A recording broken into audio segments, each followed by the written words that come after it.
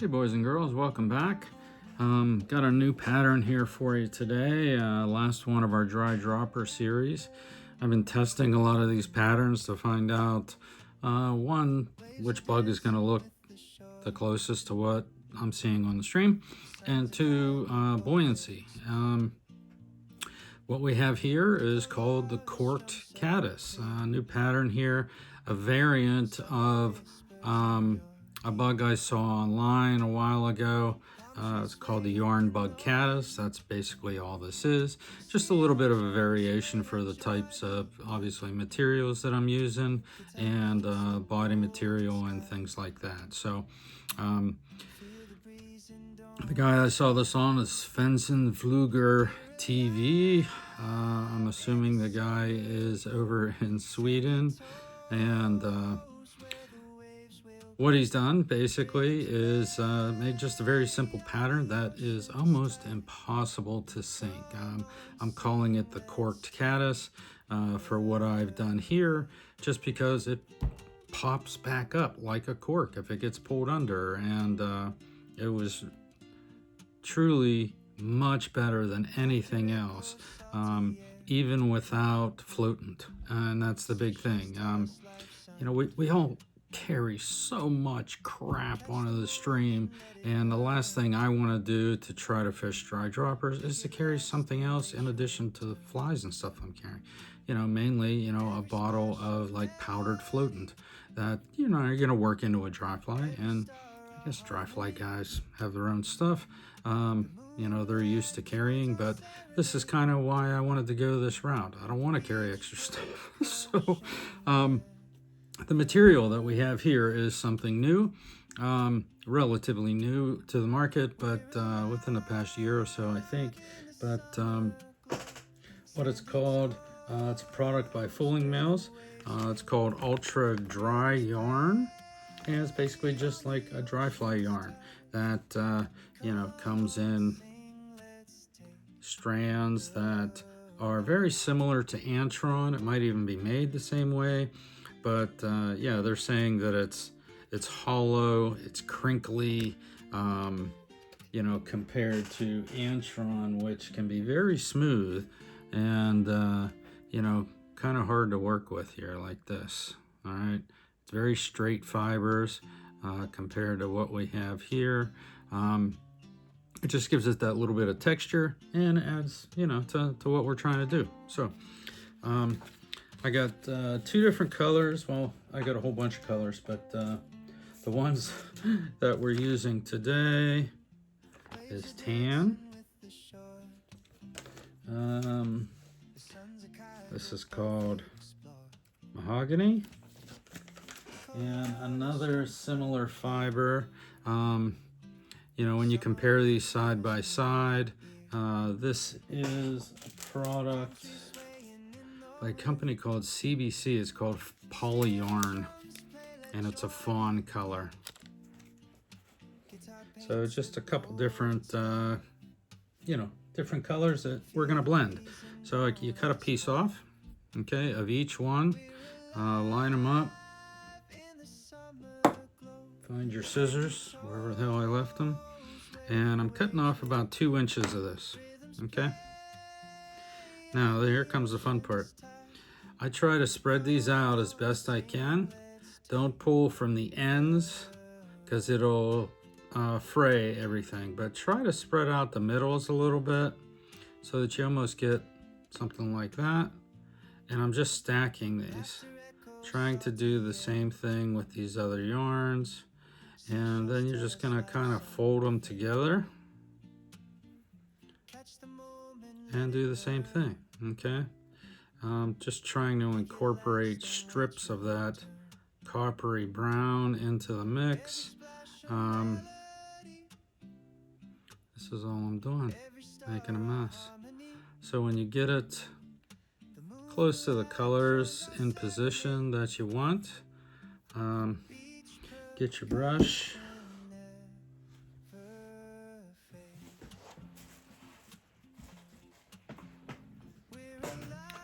All right, I have to ask this question. How many people throw away their tools in the garbage when they're working with deer hair? I do all the time. So anyway, then we're just going to get our brush and kind of work these colors together. I want that dark in the middle a little bit, because when we put this on, it'll fold. We're going to fold it over, and if that dark is in the right position, you know, you just get great coloring like you see on that. So brush that out as best you can to get you know, the colors mixed up and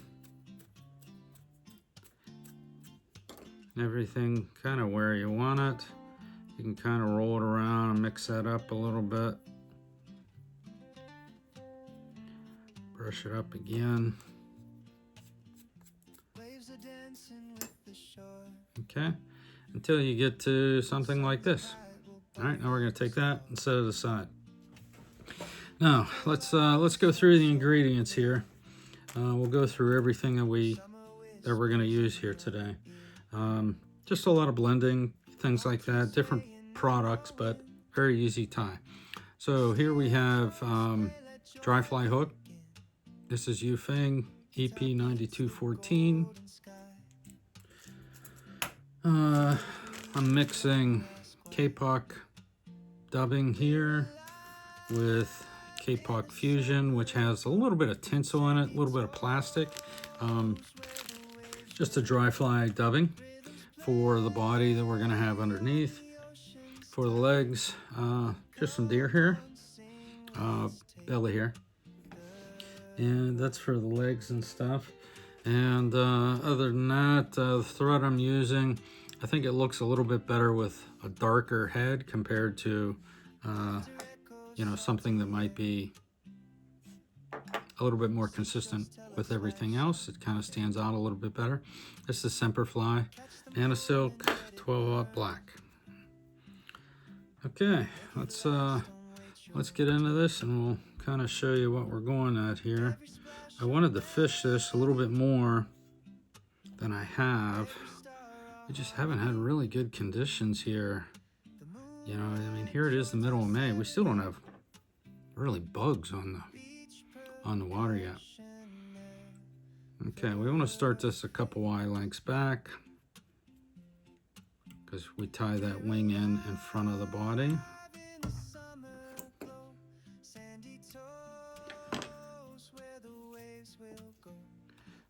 With this dry fly dubbing, it goes on a little bit better if you wax the string.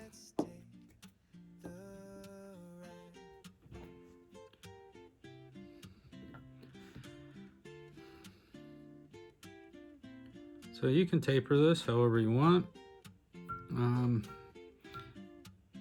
I don't put this on there when I wrap this very tight or very loose. I wrap it very loose, mostly because we're going to have tinsel. That's the other thing that I forgot. This is Hen's PBM 35, which is kind of a reddish gold when you look at it, but it reflects the green color. Let's get that tied on there first before we put the dubbing on. That would help, huh?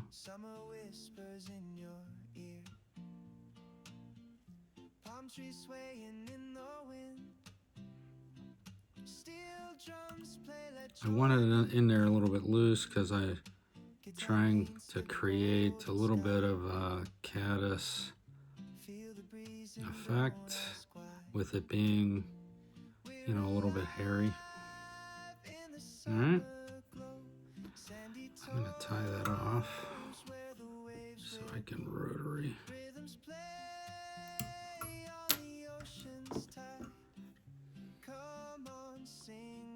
And we're just gonna wrap this forward in open wraps and somewhat tightly. See how we're getting some segmentation in there when you wrap that dubbing on loose.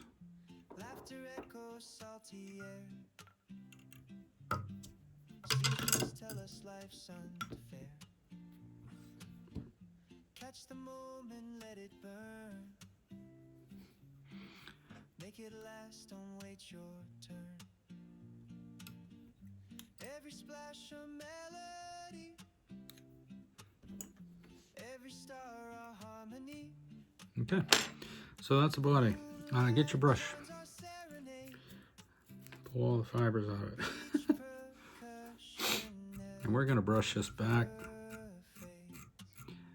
If you've ever seen like a stinger pattern, I know I've tied that one for you before. That's what this body is. Somewhat brownish, orangish. Normally you'd have a bead on the front, you know, if you're fishing at Euro.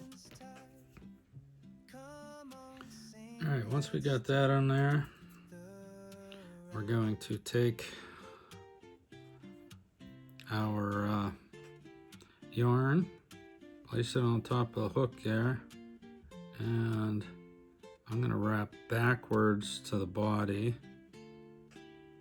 I want to build somewhat of a base in there because we're going to be wrapping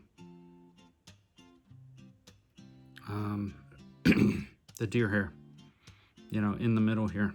But if you can see how I have that butted up against the body there, that's because I want to try to create an angle with the bottom part of this.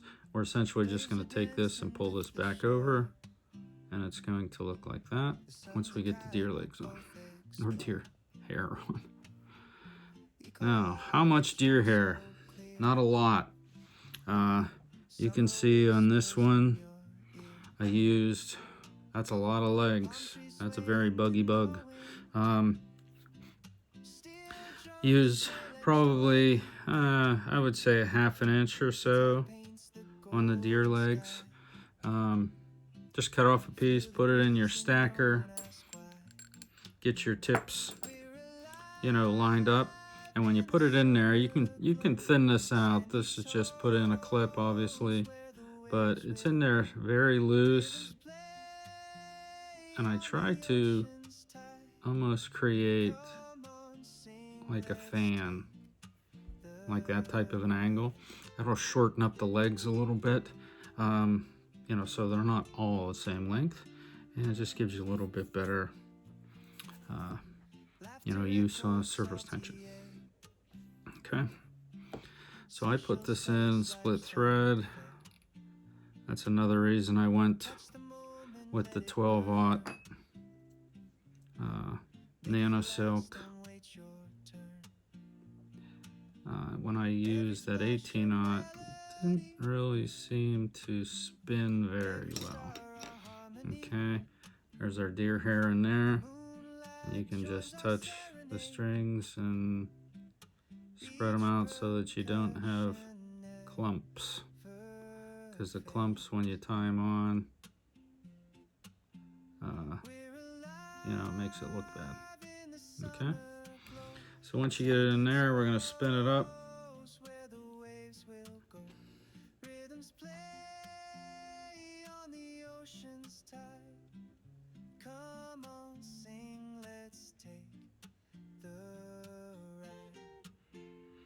Yeah, I was floating a 3mm bead off of this thing, which was impressive, through some, yeah, broken water.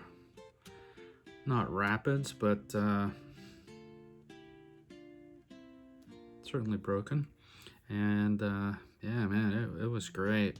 The other ones would go underwater, would eventually come back up, you know, 5-6 feet, you know, down the drift. But this one was, yeah, it's crazy. Definitely noticeable.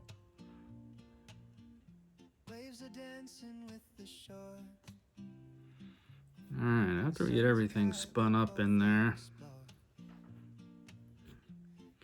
we're gonna wrap these on. No real, I start at the back, but just try to wrap them forward. Not really worry about pulling them back. Just kind of want them to go everywhere. But as I'm wrapping forward, okay, you can see how they're starting to splay everywhere. That's all right. I mean, we're gonna shape it anyway. So before you really tighten down, after you get everything wrapped on, try to push all those deer hairs down to the bottom of the bug. That'll just help you in the next step. Okay.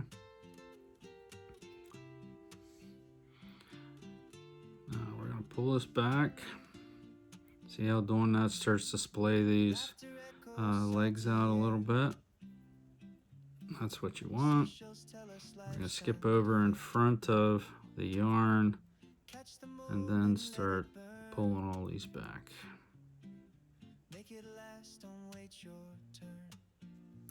We're going to build a head.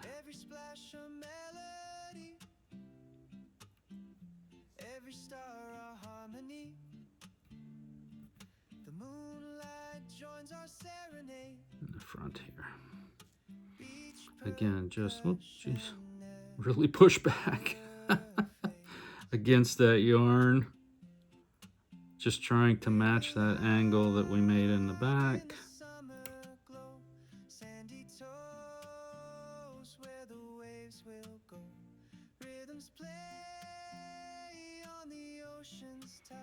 Just trying not to trap fibers. Not doing a very good job.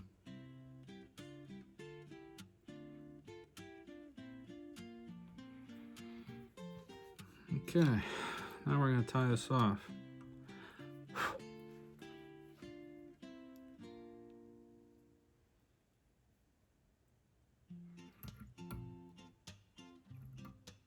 Trying to push those wraps right up against that wing. Okay, we're going to reach in there and trim that off. All right, now let the preening begin, huh? Deer hair, all these little fibers. We want to push them down.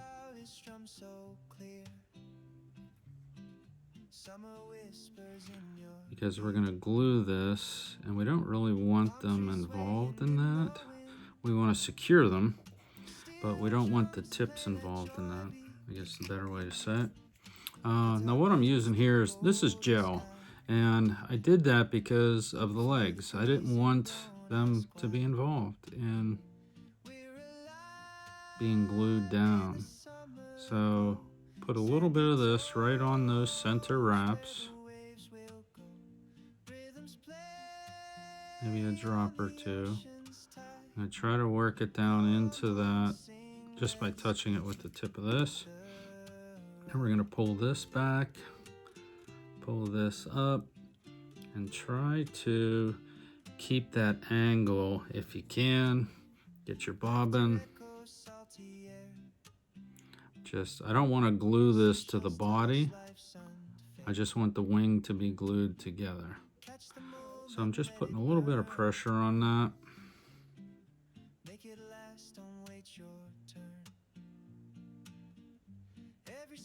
Okay, there we go.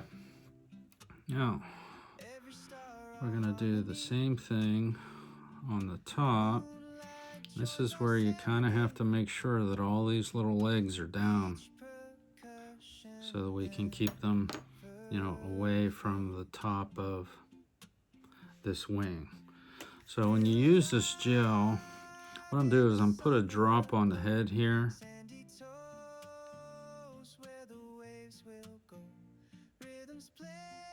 Well, not the head, top of the wing. And I get my bodkin and try to spread that out over the top of this. Now it'll harden up, but the front part of this wing, you don't want to go the whole way back to the, you know, where the wing is going to be splayed out. Mostly because it'll be hard and it won't move.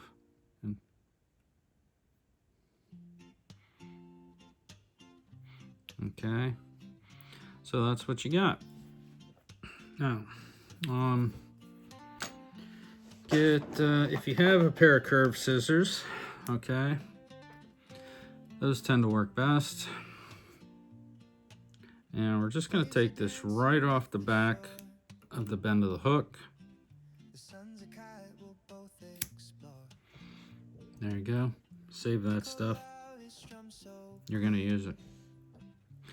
All right, so that's our wing. whispers in your Okay, and you can see, you can feel that, in the wind. you know, when you touch it. Steel drums, Doesn't have to be perfect. It is a caddis, so it's going to be buggy. guitar paints the gold. All right, that's the wing. We might trim that one up a little bit later. Ask why. Now we're just going to be manipulating all of these little legs. We want to try to get it flat on the bottom. Okay, so take your bodkin, make sure that the glue is off of it, or you'll really mess up your bug. I always burn it off and then wipe it off so that I can heat this up and steer these. Seashells tell us life's unfair. Dear here. Catch the moment, let it Okay. So go down the middle, brush out turn. away from the body first. Every splash a melody. I said we're just trying to get this flat. Harmony. The moonlight joins our serenade. Beach percussion never fades. We're alive in the summer glow. Sandy toes where the waves will go. Rhythms play on the ocean's tide. Come on, sing, let's take the You have to be cautious, you know, when you're heating that. If you saw that last touch there, it was smoking. That's okay. It makes these little fibers a little bit crispy though. All we're doing is just trying to iron these out. Once we get everything off the bottom and kind of steer the direction that we want, then we'll work on the sides. Just don't want to touch that yarn because it is a plastic. Okay. waves are dancing with the shore. The sun's a kite. we'll Just both trying to explore. pick those little fibers off of the body underneath Call out his strum so that we can still see. Summer whispers in your ear. So that we can still see that tinsel. In the wind. This does seem a little tedious, but Let joy be. the effect that you get is really good. Paints the golden sky. I'm just going to start to spread those out a little bit. Feel the breeze and don't ask why. You want to keep your eye clean, obviously. Alive in the summer glow. I got two little fibers in there that Knows where the waves will go. Rhythms play on the ocean's tide. yeah, you can pull them apart with your fingers, spread them out. If you want to trim up the back side of this caddis pattern to kind of lift it a little bit, you can. I've seen that too. And there you go, the corked caddis. Last bug in our dry dropper series. And I'm going to put some time in on this on the stream because it seemed to work the best. And see what we can do. Once we get some bugs in the water, we need temperatures to change. So, all right, guys, here we go. Thanks for stopping by. The corked caddis. We'll see you again soon. We're alive in the summer glow. Sandy toes where the waves will